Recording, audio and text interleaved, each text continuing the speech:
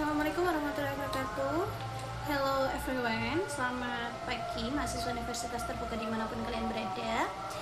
Hari ini sudah sampai ke sesi ke-6 ya, hampir selesai kita, hampir UAS. Silahkan dipersiapkan untuk UASnya, materinya dari sesi 1 sampai sesi 8 dipelajari diskusi dan tugas. Jangan lupa untuk selalu cek kehadiran, klik kehadiran karena ini berpengaruh ke penilaian juga.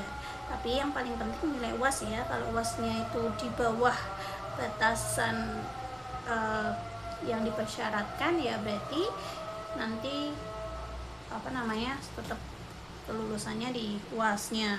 Nah, jadi dipersiapkan betul-betul. Ini hanyalah sebuah alat bantu. Saya bantu kalian, mudah-mudahan dibekali dengan kemampuan yang cukup sehingga UASnya dapat maksimal. Oke, sampai ke sesi 6 tentang penerapan determinan. Nah, sebelumnya saya udah singgung sedikit tentang inverse ya, karena determinan itu biasanya kaitannya dengan inverse. Nah, di penerapan determinan ini ada pertama inverse. Inverse itu apakah hanya menggunakan determinan? Tidak. Untuk menentukan inverse bisa dua cara. Pertama, pakai metode determinan. Kemarin cari determinannya dulu, boleh menggunakan minor cofaktor, ekspansi cofaktor atau aturan Sarus definisi. Nah, setelah dapat determinan, kita pakai seperdeterminan matriks dikali adjoint matriks. Adjoint dapatnya dari mana? Dapat dari minor cofaktor, dibuat matriks cofaktor, ditransposkan. Itu matriks adjoint. Itu kalau mencari inverse menggunakan metode determinan. Yang kedua, untuk mencari inverse bisa juga menggunakan operasi baris elementer. Caranya gimana?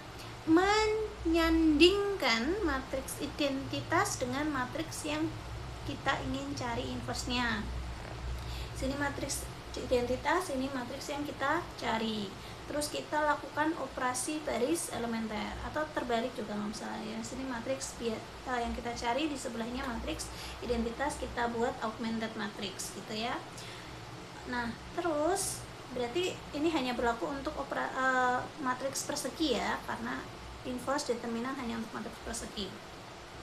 Terus lakukan OBE, tukar baris, kelipatan, dijumlahkan kelipatan baris tertentu dengan baris yang lain sampai kita membentuk matriks identitas. Jadi dari matriks biasa ke matriks identitas gitu ya, epsilon reduksinya bentuknya matriks identitas. Nah, sebaliknya yang sini tadi matriks identitas berubah jadi suatu matriks bentuk lain. Nah, matriks ini adalah inverse-nya gitu.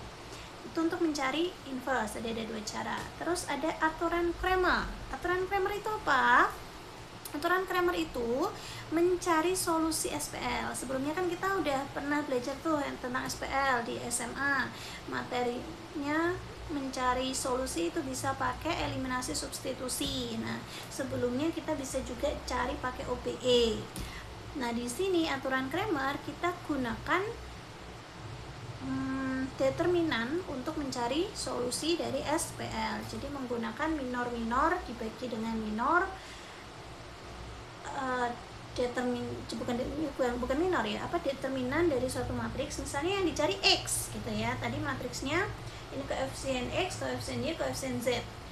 Nah, terus koefisien X-nya diganti dengan hasil di akhir. Di sini kan ada X plus Y plus Z sama dengan 1 misal. Di sini ada hasil atau konstantanya. Konstantanya digantikan ke koefisien X. Itu dibagi koefisien dari masing-masing variabel. Itu cara mencari solusi dari X. Kalau solusi dari Y berarti yang koefisien Y yang diganti dengan hasil. Kalau yang dicari Z berarti koefisien Z diganti yang hasil gitu.